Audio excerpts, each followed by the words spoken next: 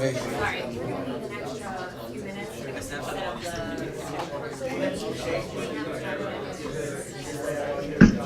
Oh, there we go. Is that hello? Yeah. Are you able to hear me now? Yes. Yeah. Yes. Okay. Everyone can hear you. Romy, talk a little bit more, please. Speak. Say something. I don't know, like, what do you guys want me to say? Say yeah hurts. No. Clap your hand saying yes. Say it. Go like this. Go yeah. Josh, that's so I'm not serious. me. The tech guy's telling me to do it. You have to do it. I need a yes. I'm going to check this. Go yes. Like that. Yes. Okay, that's good. We're good. Are we ready? I think we're ready. James, we're good? Right down and find your seats.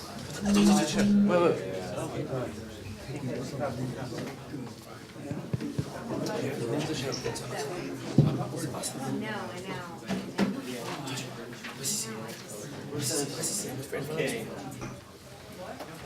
Herzliah High School, gentlemen, are you ready to go? So we may begin. Romy, go. Okay. Welcome to all. Bruchim habayim lekulam. Rabbi Chaim Lowen, Rabbi Chaim Boydana, it is an honor to have you here to discuss the case of Rachel Rubenstein. And Mr. Levine, we thank you for attending our general meeting on safety of our tech from Aliva. You all know how our customer safety is very important to us here at Aliva Industries. Our latest model, the Aliva self-driving car, has almost killed an innocent driver. Mr. Levine, please take over. I'm too upset. Wait, before we begin, I'd like to say that I have some leftover chulin in the oven. So would it be possible to hurry this up a bit, preferably before my house catches on fire? Did you just say fire? Are you suggesting that a car falls under the category of fire? Rabbis, let's not rush to conclusions just yet. Soyez patient. Let us first briefly recount the situation. So if I'm not mistaken, it's thanks to my company's programming that a human life was saved? Well, it gets slightly more complicated than that, Mr. Levine. The programming avoided hitting a pedestrian by seriously injuring Mr. Shalom and his car. Right. Let's not forget that at that speed, the pedestrian would have met a drastic demise. So technically speaking, my company's programming did save a life. Physics and my programming are just two impeccable things. Being in a Jewish community, we need the help of Talmidei Chachamim, such as yourselves, to help us provide guidance for Ms. Rubenstein that is most in accordance with Jewish law. Bon, commençons! In the Jewish law, we learn that there are 4 categories of damages which result from one's property: the fire, the pit, the chewer, and the goring ox. The self-driving car cannot be labeled as a chewer as it doesn't benefit from its actions, since it gains absolutely nothing by eliminating Mr. Shalom. I must say, Rabbi, you bring up quite interesting points. But aren't you forgetting that there's another interpretation? Mav'eh represents direct human action. Not to mention that source 17 clearly states that causing damage with the animal one is riding on is equivalent to causing damage with one's own body. Oy vey, Zmir, I almost forgot to mention this, mais prenons notre temps. With all due respect, Rabbi, in both of these cases, the rider has partial control over the animal, whereas Ms. Rubenstein had absolutely no control over the actions of the car. The fact that she was in the car during the accident is of absolute no importance, since the exact same thing would have occurred had she stepped out of the car moments after setting its destination. Bref, all this to say that it isn't she who directly injured Mr. Shalom. But rabbis, what are your interpretations of the category of the pit? From what source 3 and source 10 seem to imply, labeling the self-driving car as the pit would be nonsensical, since the latter does not seek any victims and is not intended to be a weapon. Well said, Madame la Directrice. We can now examine the candidate of fire, which I fear will put us in quite a pit. Fire is a deadly and dangerous force, bound to destroy anything in its path. Also, an uncontrollable and unpredictable force spreads the fire, the wind, which means that... Oh, mais oui, c'est vrai. I think I understand now, Rabbi. So the automatic car cannot fall under the category of the pit because it does not possess any of those qualities. It is restricted to a limited range, does not spread at all, and is controlled by not by an erratic force, but by its own logical mind. Pink Azoy. We can now safely approach the next category, which is that of the goring ox. Rabbi Boadana? Overall, this is seen to be the case. The car, just like the ox, moves towards its target and is not a weapon a priori. Wait, how can we reconcile this with the ox's roi chaim? Well, Mr. Levine, even if the car isn't truly alive, it was programmed to take its own decisions, meaning that it does have a mind of its own. This is therefore the closest match we have among the 4 categories. Now that we've determined the type of damage, we can focus on who must pay for this sort of damage and hence, who is most halachically responsible. Well, Madame la Directrice, I think it's quite clear that Mr. Shalom is in no way responsible for the crash, since there is no deviation of any normal behavior. Also, it must be noted that it was Miss Rubinstein's car that crashed into Mr. Shalom, who was in fact in the proper lane. Pink Tazoi, we can now safely approach the next category, which is that of the goring ox. Indeed, Rabbi. However, let's continue our investigation and examine Rachel's situation. But wait, shouldn't she have already been eliminated because it had already been proven that she did not directly damage Mr. Shalom or his car? This is so confusing. Mr. Levine, Torah is not a simple thing. Miss Rubinstein may still have to pay, even if it wasn't her direct action. After all, it was her car that caused the damage. And, because we know the car to be an ox, Shemot 21 tells us that Miss Rubinstein would have to pay for half of the damages, but for neither the lost wages nor the medical expenses. Pardon my interruption, Rabbi Lowen, but isn't it more logical for the jaywalker to pay since he didn't behave normally, which is prohibited in the halacha as previously mentioned? But yes, if I know the law correctly, which I do of course, this is not sufficient to make him guilty. This falls under the category of gerama, indirect causation. I'm getting pretty good at this, eh, rabbis? Well, no, not exactly. Although this resembles gerama, it should really be considered to be digarmi. Bava Kama 55b shows us this difference. Person A breaks the fence enclosing the ox of person B. If the fence was sufficiently strong and would not have broken otherwise, person A is fully liable for the damages caused by the ox. So, in our case, the pedestrian has to pay what Ms. Rubinstein otherwise would have had to pay, which as already mentioned, is half of the damages to Shalom's car. We can now move on to the question of whether the programming should be modified, which in my opinion needs a lot of fixing. No offense, Mr. Levine. But before we dive into this, touchy subject, we must first determine whether the movements of the car read pi halacha. Ma pitom, Rabbi. Of course they were. Have you forgotten the principle of pikuach nefesh? Oh, mes rabbins, mais pensez un peu quand même. Although pikuach nefesh may exempt one from certain laws, it does have all the same limitations. For instance, it is forbidden for one to save a life at the expense of another. One hence can kill in order to save another, according to Ketubah 19a. Ich bin a große Nare, of course. This reminds me of the situation brought forth by the domestic Eliezer, where an arrow is about to hit you, but if you duck, your friend behind you will be killed. It is ruled that it's forbidden to move out of the way of the arrow. So, a modification that needs to be made is that the car cannot introduce a new potential victim in order to save an existing one. So as it turns out, not everyone is innocent according to halakha. We mustn't be afraid to admit our wrongdoings, as we must be prepared to modify our actions. This is true for Miss Rubinstein, Mr. Levine, and the pedestrian. For as Simon Wiesenthal told us, For evil to flourish, it only requires good men to do nothing. Well, time to go get my cholent.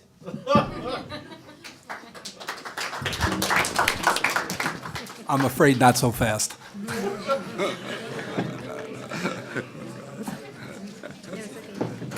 So, Okay, judges, you have 8 minutes. so walk me through a bit. Is this, you're saying this is Garmi? Sorry. Is this Garmi or Grama? Garmi, If it's Garmi, then why is Rubinstein chayav for 50% of the damages? she's not.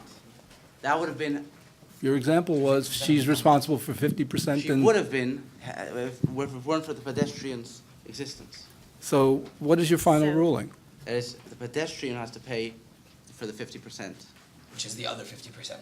Why should it be the other 50% if it's his action as opposed to the car? Because it's a shortam. But it's not his shore. But it does fall under the category of shore because Why isn't it Adam Hamazik at that point? Because it wasn't him doing the direct action. It was the shore No, but isn't it his direct action? In other words, what is the difference between his causing the car to swerve and if he had taken an arrow and shot it at someone? That when you take an arrow and shoot it, you are guaranteed to hit your target. Exactly what you're doing. Yeah. Here, he caused someone else to have to do something. He didn't cause anyone else, he caused the cars. Why is that any different than shooting the arrow? Well, in addition to what he said, we labeled the car as shortam and not estacion, which you compared it to would be more along the lines of shor estacion, because you said it was like pulling the arrow back, which has the intention of damaging another. Actually, I wasn't referring to the car at all. I'm just saying, Oh. isn't that Adam Hamazik? No, it's not. Adam Amazik requires direct action by the person. But then if it's not direct action, how is it Garmi? Isn't Garmi based upon the notion of Masa B'Yadayim, that it has to be a direct action? We said it did fall into the category of digarmi. It- That was, I said gerama, and then he corrected. No, He- but I'm saying, doesn't Garmi require direct action? It's immediate action. It's Proximate and physical? Or just proximate? just proximate. Just proximate, okay.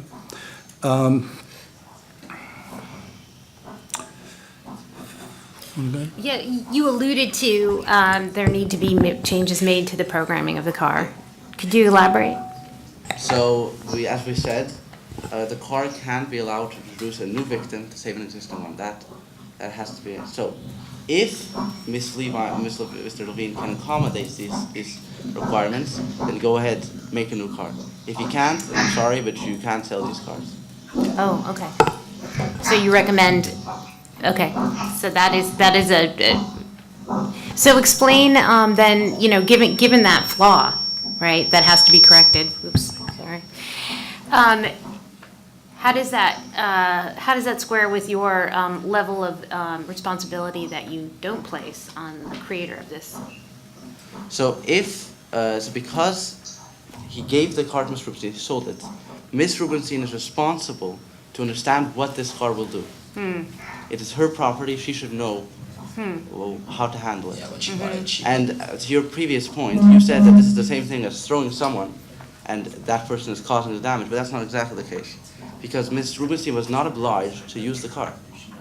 She was not being forced to use the car. She could have made responsible decisions by making sure that this wouldn't happen. It's a short time. She didn't know that it was definitely going to happen, something like this. But So what was the alternative, that she have a non-self-driving car?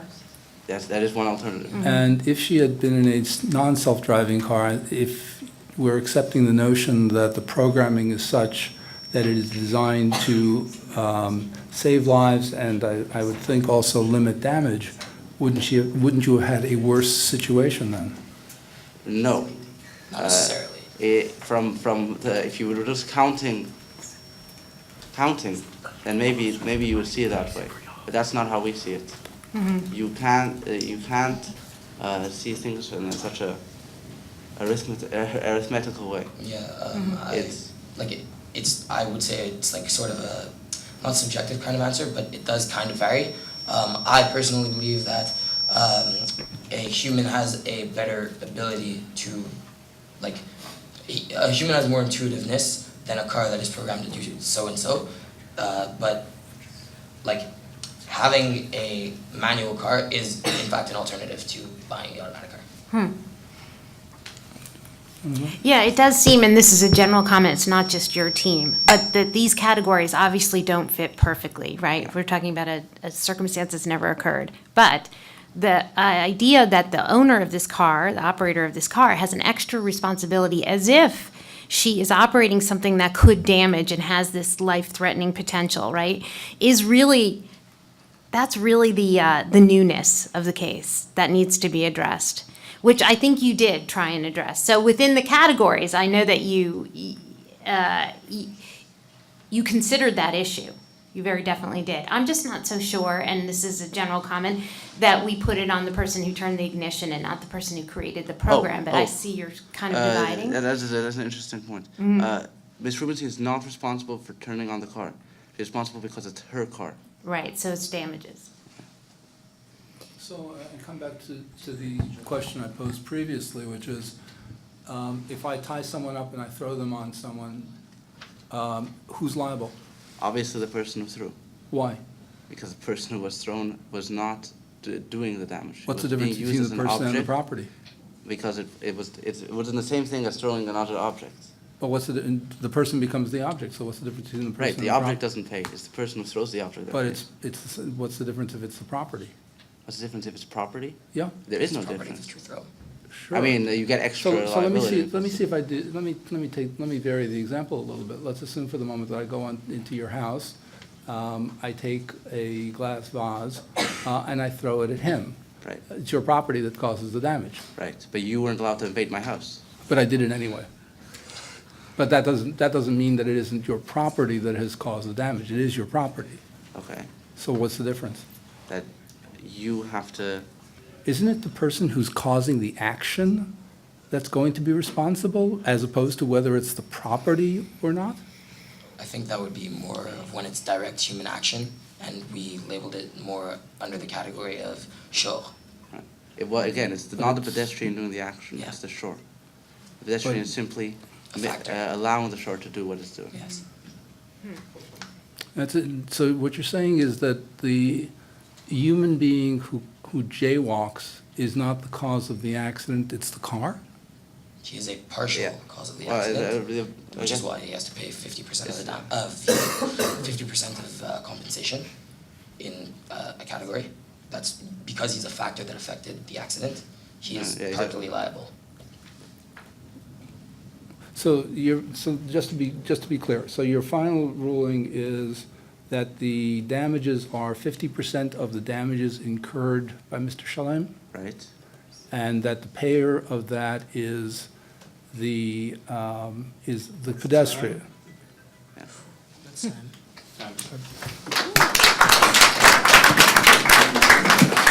I think that unfortunately Gentlemen, they're a slightly 10-minute break confused. now. Yeah? They're slightly confused because because what their response is as if the property belonged to pedestrian. Right. Yes, right. So that's why it's not.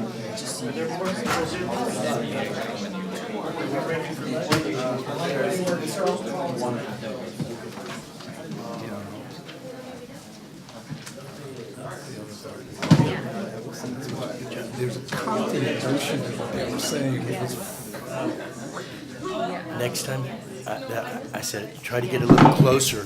No problem. I've got this mic different, but don't try to compare the distance between this one and that. Okay.